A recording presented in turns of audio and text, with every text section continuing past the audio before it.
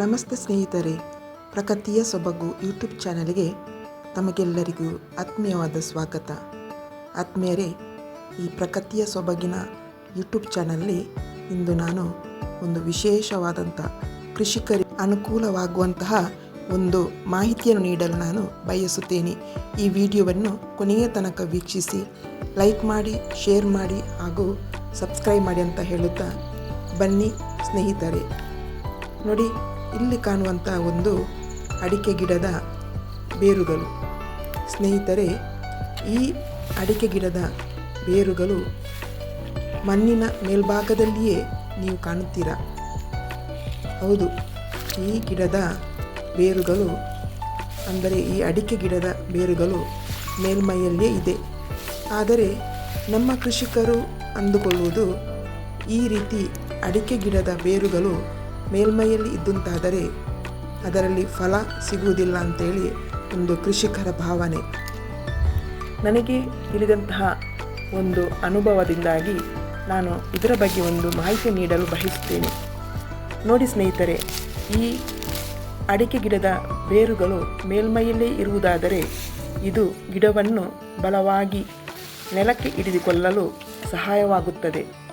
ಎಷ್ಟೇ ವರ್ಷಗಳು ಹೋದರೂ ಈ ಅಡಿಕೆ ಮರವು ತುಂಡಾಗಿ ಬೀಳದಂತೆ ಈ ಬೇರುಗಳು ದೃಢವಾಗಿ ಮಣ್ಣಲ್ಲಿ ಹಿಡಿದಿಟ್ಟುಕೊಳ್ಳುತ್ತದೆ. ಸ್ನೇಹಿತರೆ, ಈ ಬೇರುಗಳು ಮೇಲೆ ಇರುವುದರಿಂದಾಗಿ ಈ ಮಳೆಯ ನೀರನ್ನು ಹಾಗೆ ನಾವು ಈ ಅಡಿಕೆ ಕೃಷಿಗೆ ಕೊಡುವಂತಹ ನೀರನ್ನು ಹಾಗೂ ಇದರ ತೇವಾಂಶವನ್ನು ಕೂಡ ಹೀರಿಕೊಳ್ಳಲು ಇದು ಸಹಾಯವಾಗುತ್ತದೆ. ನೋಡಿ ಸ್ನೇಹಿತರೆ, ಈ ಗಿಡದ ಸುತ್ತಲೂ ಇರುವಂಥ ಮಣ್ಣಿನ ಇದು ಗುಣಾಂಶ ಹೇಗಿದೆ ಅಂತಲೇ ನೀವೇ ನೋಡ್ತೀರಾ.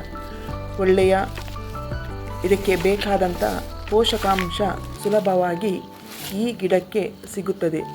ನೋಡಿ, ಇದರ ಸುತ್ತಲೂ ಇರುವಂತಹ ಮಣ್ಣಿನ ಪೋಷಕಾಂಶ ಯಾವ ರೀತಿ ಇದೆ ಅಂತೇಳಿ ನಿಮ್ಮ ಗಮನಕ್ಕೆ ಬರಬಹುದು. ನಮ್ಮ ಹೆಚ್ಚಿನ ಕೃಷಿಕರು ಅಂದುಕೊಂಡ ಹಾಗೆ ಈ ಅಡಿಕೆ ಗಿಡದ ಬೇರುಗಳು ಮೇಲ್ಮೈ ಇದ್ದುತ್ತಾದರೆ ಇದರಿಂದ ಹೆಚ್ಚಿನ ಫಸಲುಗಳು ಬರುವುದಿಲ್ಲ ಅಂತೇಳಿ ರೈತರಲ್ಲಿ ಒಂದು ಭಾವನೆ ಇದೆ. ಅದು ತಪ್ಪು ಕೃಷಿಕರೇ. ನೋಡಿ, ನಾನು ಅಡಿಕೆ ಗಿಡದ ಬಳಿಯಲ್ಲಿಯೇ ಅಂದರೆ ಅದರ ಬುಡದಲ್ಲಿಯೇ ಒಂದು ಕಾಳು ಮೆಣಸಿನ ಗಿಡವನ್ನು ನೆಟ್ಟಿದ್ದೇನೆ.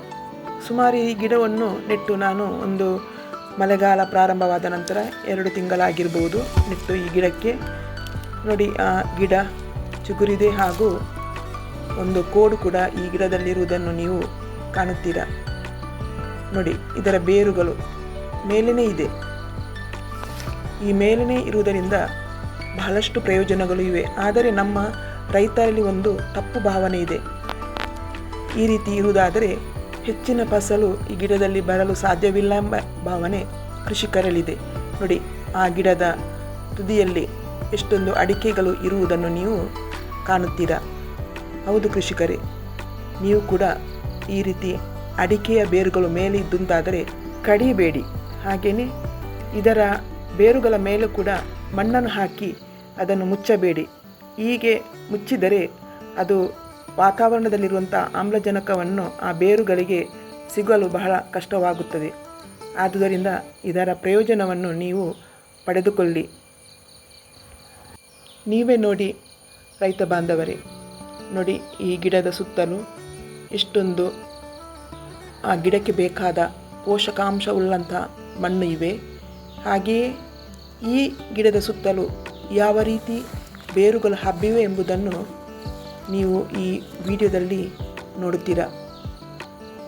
ಈ ಗಿಡದಲ್ಲಿ ಇರುವಂಥ ಬೇರುಗಳು ಈ ಗಿಡವನ್ನು ಗಟ್ಟಿಯಾಗಿ ಬೆಳೆಯಲು ಸಹಾಯಕವಾಗುತ್ತದೆ. ನೋಡಿ ಸ್ನೇಹಿತರೆ, ಈ ಗಿಡದ ದೂರದಲ್ಲಿರುವಂಥ ಬೇರುಗಳು ಇದು ಆಹಾರ ಬೇರುಗಳು. ಇದು ನಮ್ಮ ಆಹಾರವನ್ನು ಇದರ ಸುತ್ತಲಿರುವಂಥ, ಯಾಕೆಂತ ಹೇಳಿದರೆ ಈ ಗಿಡದ ಸುತ್ತಲೂ ಒಳ್ಳೆಯ ಪೌಷ್ಟಿಕಾಂಶವುಳ್ಳಂತಹ ಮಣ್ಣು ಇರುವುದರಿಂದ ಈ ಗಿಡವು ಸದೃಢವಾಗಿ ಬೆಳೆಯಲು ಸಹಾಯವಾಗಿದೆ. ಹಾಗೆಯೇ ಇದರ ಹತ್ತಿರ ಇರುವಂಥ ಬೇರುಗಳು ದಪ್ಪವಾಗಿದ್ದು ಇದು ಗಿಡವನ್ನು ಬಲಿಷ್ಠವಾಗಿ ಬೆಳೆಯಲು ಕಾರಣವಾಗ್ತದೆ. ನೋಡಿ, ಈ ಗಿಡದ ಸುತ್ತಲಿರುವಂಥ ಒಂದು ಜಾತಿಯ ಹುಲ್ಲು.